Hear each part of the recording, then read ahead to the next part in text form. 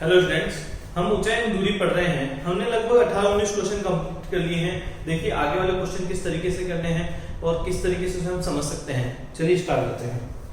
अब हमें जो क्वेश्चन नंबर करना है वो 19 करना है। हम क्या पढ़ रहे थे उसकी हेडिंग डाल देते हैं एक बार। हम पढ़ रहे हैं प्रश्नमाला या व्युत प्रश्नमाला है ये व्युत प्रश्नमाला 8, ठीक है, ये हम पढ़ रहे हैं। और जो हमें क्वेश्चन नंबर स्टार्ट करना है वो क्वेश्चन नंबर करना है 19। देखिए 19 क्वेश्चन किस प्रकार किया जा सकता है। 7 मीटर ऊंचे भवन के शिखर से एक टावर दिया गया। देखिए सबसे पहले तो दो चीजें हैं मेरे पास। सबसे पहले ये देख लेते हैं क्या क्या चीजें दे रखी हैं। 7 मीटर ऊंचे भवन के शिखर से, ये जो है वो 7 मीटर ऊंचा है। इस भवन के शिखर से टावर के शिखर का उन्नयन कोण, टावर के शिखर का उन्नयन कोण 60 डिग्री है। ये जो उन्नयन कोण पाया गया वो कितना पाया गया? 60 डिग्री पाया गया है। आगे क्या बोला इसने? यदि इसके पाद का अवनमन कोण 45 डिग्री है, ये इसके पाद हो गए, इसका जो अवनमन कोण है वो 45 डिग्री है, तो पूछ रहा है टावर की ऊंचाई ज्ञात कीजिए। तो मुझे क्या कहा गया है? टावर की ऊंचाई ज्ञात करने के लिए कहा गया है। पहले इसे नाम संकेत कर देते हैं। ये ए रहेगा, इसे बी लिख देते हैं, सी लिख देते हैं, इसको डी लिख देते हैं और इसको ई लिख देते हैं। ठीक है, अगर ये 7 मीटर है तो ये भी कितना निकल के आएगा? 7 मीटर निकल के आना चाहिए।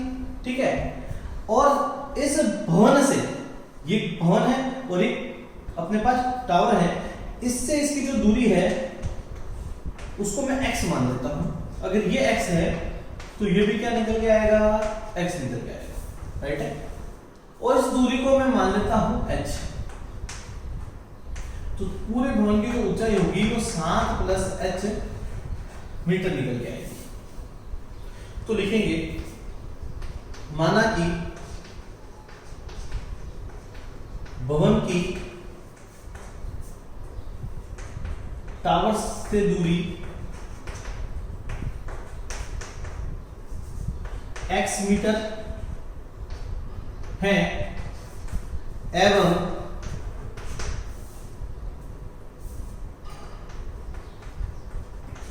टावर की शेष ऊंचाई,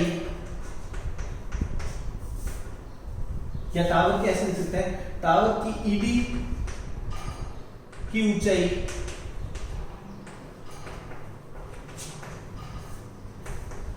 h मीटर है,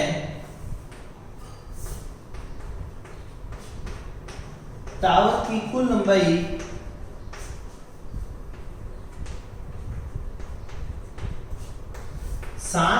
h मीटर होगी।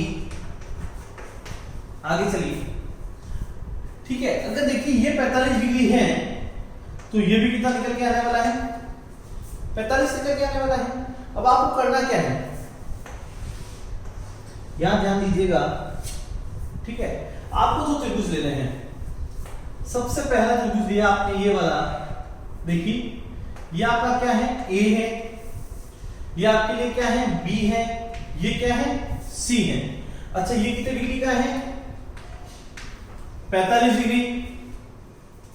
ये कितना है? x है। और जो ये दूरी रखी गई है कितने मीटर रखी गई है? 7 मीटर रखी गई है, राइट है। अब आपको क्या लगाना है? आपको लिखना है यहाँ पे लंब बटा आधार बराबर होता है किसके? tan थीटा के। जो लंब का मान है वो AB है, आधार का मान BC है, और tan थीटा यानी यहाँ पे आ जाएगा tan 45 डिग्री। कितना आने वाला है? tan 45। AB की जो वैल्यू है वो 7 है, इसकी जो वैल्यू है वो x है, और tan 45 का मान 1 होता है। वैसे गुणा करने पर तो x बराबर हमें क्या प्राप्त हो गया? 7 मीटर, ये हमें प्राप्त होने वाला है। ठीक है, अब हमें दूसरा त्रिभुज लेना है। देखिएगा, इसको लिखना है E, इसको लिखना है D, इसको लिखना है A। ये जो कोण है वहां पे 60 डिग्री रखा गया है, ठीक है। और ये जो लंबाई है वो h है, और ये जो दूरी रखी गई है वो x है। अब लिखेंगे त्रिभुज E डी ए में, ठीक है, हमें लगाना है लंब बटा आधार बराबर होता है किसके, tan थीटा के। लंब बटा आधार किसके बराबर होता है, tan थीटा के। तो लंब का मान कितना है, अगर आप देखेंगे तो लंब का मान आपको निकल के आएगा ईडी, जो आधार का मान निकल के आएगा वो एडी है, और यहाँ जो मान निकल के आने वाला है वो tan 60 डिग्री का आएगा। ईडी की वैल्यू की जगह हम पुट कर सकते हैं h, एडी की जगह हम पुट कर सकते हैं x, और tan 60 का मान हम पुट कर सकते हैं √3 वज्र गुणा करने पर। तो h बराबर जो आने वाला है वो x √3 मीटर आने वाला है। इसको समीकरण नंबर 1 दे दीजिएगा, इसको समीकरण नंबर 2 दे दीजिएगा। अब आपको छोटा सा काम करना है, देखिए आपको क्या करना है, आपको लिखना है समीकरण 1 का मान, समीकरण 1 का मान समीकरण 2 में रखने पर, समीकरण 1 का मान समीकरण 2 में रखना है, ठीक है। तो अब अपने पास जो आने वाला है वो क्या आने वाला है, h बराबर x √3 लिखा हुआ था तो उसकी जगह लिख सकते हैं हम 60 √3 मीटर। तो हमें निकालनी है टावर की कुल ऊंचाई, टावर की कुल ऊंचाई। देखिए कैसे निकालेंगे, ये होगा 7 + h के बराबर, 7 + h की जो वैल्यू है वो 7 √3 है। तो हम क्या कर सकते हैं, 7 कॉमन ले सकते हैं तो 1 + √3 आएगा। अब √3 का मान पुट किया जा सकता है, √3 का मान रख देते हैं। हम जानते हैं कि जो √3 का मान होता है वो होता है 1.732।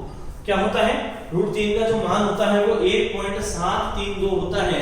अगर मैं इस क्वेश्चन को करने से पहले आपको एक और चीज बता दूं कि आपने एक चीज नोटिस की होगी, हम दो त्रिभुज ले रहे हैं, उन दो त्रिभुजों में हम क्या कर रहे हैं, tan थीटा का प्रयोग कर रहे हैं, फिर समीकरण 1 का मान समीकरण 2 में रख रहे हैं और हमारा उत्तर हमारे पास आ रहा है। ये तरीका ही चलता है, इसे यूनिवर्सल आप मेथड मान लीजिए, ठीक है। सारे क्वेश्चन इस तरीके से आपके हल हो सकते हैं, जिसमें कोई समस्या नहीं है। आप क्वेश्चन को पढ़िए, अच्छे से डायग्राम बनाइए, डायग्राम को ब्रेक करते हुए कीजिए, आपसे कभी भी कोई गलती नहीं होगी। अब आगे चलते हैं, यहाँ देखिए, यहाँ 7 रहने वाला है, यहाँ आने वाला है 2.732।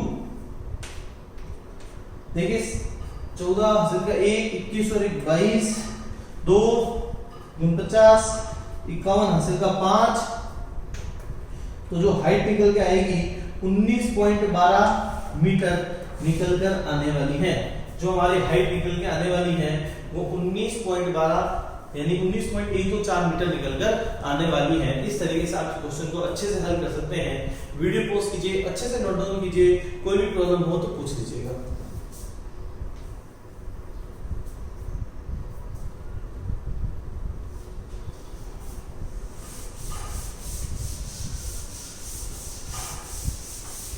देखिए जो सिमिलर है वो कुछ क्वेश्चन मैं आपको घर के लिए दे देता हूँ, देखते जाइए आपको कौन कौन से क्वेश्चन घर के लिए करना है।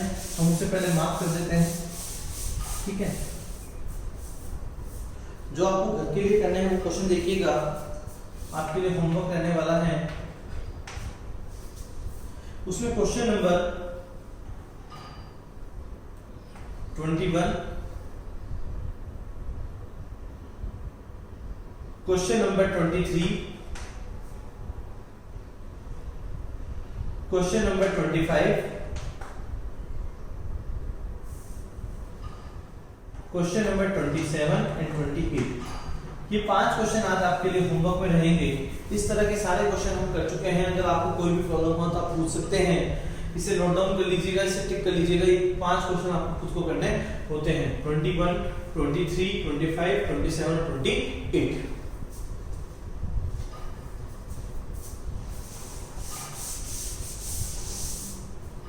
नेक्स्ट क्वेश्चन देखिएगा जो हमें करना है, क्वेश्चन नंबर 20। क्वेश्चन पढ़ते हैं, सॉल्व करते हैं, कोई प्रॉब्लम होगी तो देखेंगे। क्या लिखा हुआ है, एक पर्वत के शिखर से पूर्व की ओर स्थित 2 बिंदुओं से शिखर के अवनमन कोण 30 और 45 डिग्री है। देखिए मैं इसकी भाषा को नहीं समझ के एक समझ लेता हूं। मैं तो एक छोटा सा मान लेता हूं मेरा पर्वत ये है, ठीक है। आपने चीज नोटिस कर ली, मेरा पर्वत यहाँ नहीं बना के थोड़ा आगे बनाते हैं। ये मेरा पर्वत है, उत्तर दक्षिण पश्चिम पूर्व, राइट है, ठीक है। तो हमें कहा गया, क्या कहा गया है एक पर्वत के शिखर से पूर्व की ओर स्थित दो बिंदुओं के शिखर के उन्नयन कोण 30 और 45 डिग्री है। तो इसने कहा यहां से दो कोण दिए गए हैं और वो भी कैसे कोण दिए गए हैं, अवनमन कोण दिए गए हैं। जो कोण दिए गए हैं वो अवनमन कोण दिए गए हैं, मतलब जो ये कोण रहने वाला है पास वाला वो 45 है, जो दूर वाला है वो कितने डिग्री है, 30 डिग्री है। यानी ये जो कोण निकल के आएगा ये 30 डिग्री निकल के आएगा और ये वाला कोण जो निकल के आने वाला है वो 45 डिग्री निकल के आने वाला है। अब आगे बढ़ते हैं।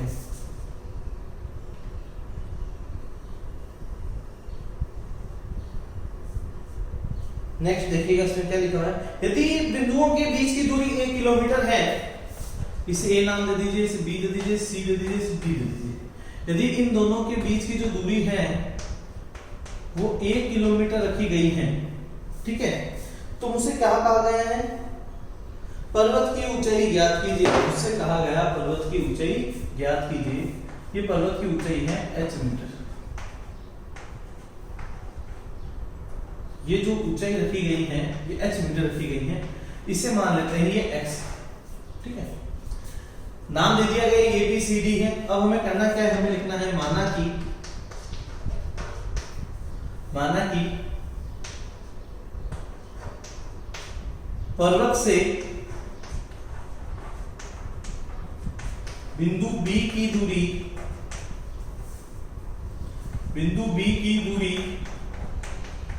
x मीटर है।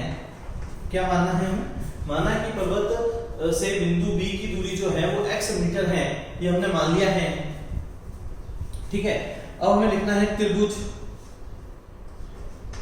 ACD में, वापस बना लेते हैं त्रिभुज को।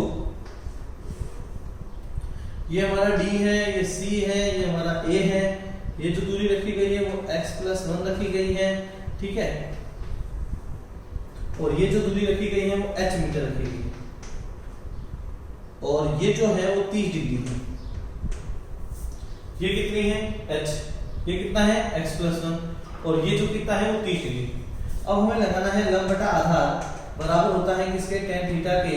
जो लंब का मान है वो हमारे लिए है CD, जो आधार का मान है वो AC, और जो tan थीटा है वो tan 30 डिग्री, ठीक है। CD की जो वैल्यू रहेगी वो h रहेगी, AC की जो वैल्यू रहेगी वो x+1 रहेगी, और tan 30 का मान होता है a/√3। अब हमें वज्र गुणा करना है। जैसे ही वज्र गुणा करते हैं तो √3h बराबर आएगा x+1 के बराबर, ठीक है। √3h का जो मान आने वाला है वो x+1 के बराबर आने वाला है, ठीक है। इसको समीकरण नंबर क्या देते हैं, 1। अब आगे बढ़ते हैं। अब इसी क्वेश्चन को हम आगे बढ़ाते हैं और सॉल्व करने की कोशिश करते हैं कैसे करना है। अब मुझे दूसरा त्रिभुज देना है। देखिए वही तरीका कर रहा हूं जो पिछले 2-3 क्वेश्चनों में आपको बताया जा रहा हूं, ठीक है। अब दूसरा त्रिभुज होगा, दूसरे त्रिभुज में ये कौन सा पॉइंट है D, ये कौन सा पॉइंट है B, ये है C, अच्छा ये कितना है H है, अच्छा ये कितना है X है, और ये कौन कितना रखे गए हैं 45 डिग्री। हमें लिखना होगा त्रिभुज BCD में, फिर हमें लिखना है लंब बटा आधार होता है tan थीटा, जो लंब का मान होता है वो CD है, आधार का मान है वो BC है, और यहाँ आएगा tan 45। जो CD की वैल्यू है वो अपने पास h है, BC की जो वैल्यू है वो x है, और tan 45 का मान 1 होता है। वज्र गुणा करने पर तो h बराबर x मीटर निकल के आएगा। इसको समीकरण नंबर 1 दिया था, तो इसको समीकरण नंबर क्या दे दीजिए 2। अब वही चीज करनी है जो हम पहले क्वेश्चनों में करते थे। हमें लिखना है समीकरण 2 का मान समीकरण 1 में रखने पर, समीकरण 1 में रखेंगे तो देखिए क्या लिखना है, √3h को √3h लिखना है, x की जगह पे h लिखना है और +1 कर देना है, ठीक है। यहां इसका पक्षांतरण कर देना है, √3h - h बराबर 1 आएगा, h कॉमन ले लेना है तो √3 - 1 आएगा, तो जो h की वैल्यू निकल के आएगी वो 1/√3 - 1 निकल के आएगी, ठीक है। वज्र गुणा कर देना है, वज्र गुणा नहीं करना है, परिमेयकरण कर देना है। वज्र गुणा हम कर चुके हैं ऊपर, ठीक है। परिमेयकरण कर देना है, परिमेयकरण करेंगे तो यहाँ आएगा √3 + 1 अपॉन आएगा √3 + 1, यहाँ कर रहा हूँ वो बाकी लिखिएगा, ठीक है। तो जो यहाँ वैल्यू निकल के आएगी वो निकल के आएगी √3 + 1 अपॉन √3 का होल स्क्वायर माइनस 1 का होल स्क्वायर। देखिए यहाँ एक सरल समीकरण बन रही है जो लिख रहा हूँ a + b a - b होता है a² - b²। इस सरल समीकरण का हम प्रयोग कर रहे हैं। यहाँ जो a की वैल्यू है वो √3 है, जो b की वैल्यू है वो 1 है। √3 का स्क्वायर 3 होता है और 1 का स्क्वायर 1 होता है। आगे देखिए, अब h बराबर लिखेंगे √3 + 1 अपॉन 3 - 1। तो जो h बराबर आएगा वो √3 + 1 अपॉन 2 आने वाला है। अब मुझे पता है √3 की वैल्यू क्या होती है। हम काफी देर से क्वेश्चन कर रहे हैं, हमें लर्न हो जानी चाहिए। जो √3 की वैल्यू होती है, √3 की वैल्यू होगी आपके लिए 1.732 + 1 अपॉन 2।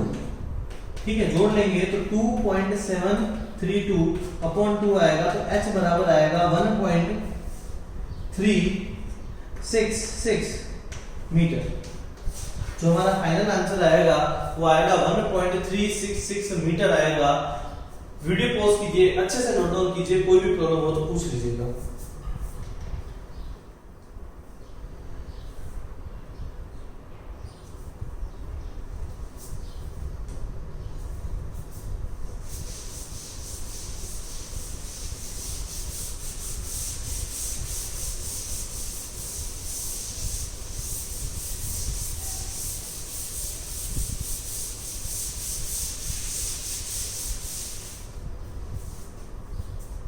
देखिए नेक्स्ट क्वेश्चन क्या है। जो क्वेश्चन नंबर 21 है वो आपको होमवर्क में दिया गया है। अब क्वेश्चन नंबर 22 की तरफ चलते हैं। अब जो हमें क्वेश्चन करना है वो क्वेश्चन नंबर 22 करना है। ठीक है, क्वेश्चन नंबर 22 क्या कहना है। एक नदी पुल के एक बिंदु से नदी के समूह किनारों के अवनमन कोण 345 है। यदि पुल किनारों से 4 मीटर की ऊंचाई पर हो तो नदी की चौड़ाई ज्ञात कीजिए। देखिए फील कीजिएगा जो मैं कह रहा हूँ। एक नदी ऐसे है, यहाँ पानी चल रहा है, ठीक है, और इसके ऊपर पुल है। काफी टाइम आपने देखा होगा, ऐसी स्थितियां आपके सामने काफी जगह रहती हैं। ये आपका पुल है, ठीक है, ये इसका कोई बिंदु है, यहां से इसके अवनमन कोण दिए गए हैं। इसका अवनमन कोण दिया गया है 30, यहां दिया गया है 45, और जो इसकी ऊंचाई दी गई है वो मुझे दी गई है 4 मीटर। ये कितने मीटर है? 4 मीटर रखी गई है, ऐसा कुछ मुझे बोला गया है। यदि बिंदुओं से बीच की दूरी यदि झील कहां गया, यदि पुल किनारे से 4 मीटर की ऊंचाई पर है तो नदी की चौड़ाई, जो मुझे ज्ञात करना है नदी की चौड़ाई ज्ञात करना है। नाम दे देता हूं, ये A है, ये B है, ये C है, ये D है। अगर ये 30 है तो ये भी 30 रहेगा, ये 45 है तो ये भी 45 रहने वाला है। मान लेते हैं कि B से जो C की दूरी है वो x है, मान लेते हैं C से जो D की दूरी है वो y है, तो नदी की जो कुल चौड़ाई हो जाएगी वो x + y मीटर निकल के आएगी। अब लिखते हैं, इसको लिखना कैसे लिखेंगे। माना कि नदी के किनारे B से C की दूरी x मीटर है। फिर लिखना है एवं नदी के किनारे D से C की दूरी y मीटर है। लिखेंगे अतः नदी की कुल चौड़ाई, नदी की कुल चौड़ाई x + y मीटर होगी। हमने लिख दिया कि जो नदी की कुल चौड़ाई है वो कितनी है, x + y मीटर है। अब हमें कुछ नहीं करना है, हमें दो त्रिभुज लेने हैं और हमारा काम हो जाएगा। देखिएगा, सबसे पहले यहां लेना है A, फिर यहां लेना है C, यहां लेना है B। ये जो हाइट है वो 4 मीटर है, ठीक है, और यहां से जो रखा गया है वो x रखा गया है, और ये जो कोण है वो 30 डिग्री का रखा गया है। अब हमें क्या लगाना है, हमें लिखना है त्रिभुज ABC में, हमें लिखना है त्रिभुज ABC में लंब बटा आधार वो होता है हमारे tan थीटा के बराबर। जो लंब का मान है वो हमारे लिए AC है, आधार का जो मान है वो हमारे लिए BC है, और यहाँ आएगा tan 30। जो AC की वैल्यू है वो 4 है, जो हमारे लिए BC है वो x है, और tan 30 का मान 1/√3 होता है वज्र गुणा करने पर। तो x की जो वैल्यू आएगी वो 4√3 मीटर निकल के आएगी। समीकरण नंबर क्या रख दीजिएगा 1। इसी प्रकार एक और त्रिभुज लेना चाहूंगा, देखिएगा इस बार जो त्रिभुज लेना चाहता हूं कुछ इस तरह का रहेगा। ये रहने वाला है A, ये रहने वाला है C और ये रहने वाला है D। इस बार ये 45 डिग्री है, ये 4 मीटर ही रहेगी और ये जो आने वाला है ये y है। अब हमें क्या लिखना है, हमें लिखना है त्रिभुज ACD में। अब हम ACD में लिखने के बाद हमें लिखना है लंब बटा आधार होता है हमारे लिए tan थीटा। जो लंब का मान है वो 4 है, आधार का मान y है और tan थीटा का मतलब होता है tan 45। तो यहाँ रहेगा 4, यहाँ रहेगा y, tan 45 का मान 1 रहेगा। वज्र गुणा करने पर तो y बराबर रहने वाला है 4 मीटर। जो y बराबर रहने वाला है वो कितने मीटर रहने वाला है 4 मीटर रहने वाला है। अब हमें लिखना है नदी की कुल चौड़ाई। हम क्या निकाल रहे हैं, हम निकाल रहे हैं नदी की कुल चौड़ाई। नदी की जो कुल चौड़ाई निकलेगी वो निकलेगी x प्लस y से। देखिएगा ये समीकरण नंबर 1 थी, तो ये समीकरण नंबर 2 है, दोनों के मान रख देते हैं समीकरण 1 और 2 से। क्या रखेंगे, जो x का मान है वो 4√3 है, y का मान है वो 4 है। अब इनमें से क्या कॉमन लिया जा सकता है, इनमें से कॉमन लिया जा सकता है 4, तो ये बचेगा √3 प्लस 1। तो यहाँ रहेगा 4। √3 का मान कितना है, √3 का मान है 1.732 प्लस 1। तो 4 यहाँ जोड़ देंगे तो 2.732 निकल के आएगा। ठीक है, गुणा कर देते हैं। जैसे ही गुणा करते हैं तो यहाँ पता चलता है 8, ठीक है, 12, 29, 2, 10.928 मीटर। जो नदी की चौड़ाई रहेगी वो 10.928 मीटर रहने वाली है। यही हमारा अंतिम रूप से आंसर रहने वाला है। ठीक है, वीडियो पॉज कीजिए, अच्छे से नोट डाउन कीजिए। कोई भी चीज समझ में नहीं आ रही है तो उसे पूछ लीजिएगा, कीजिए।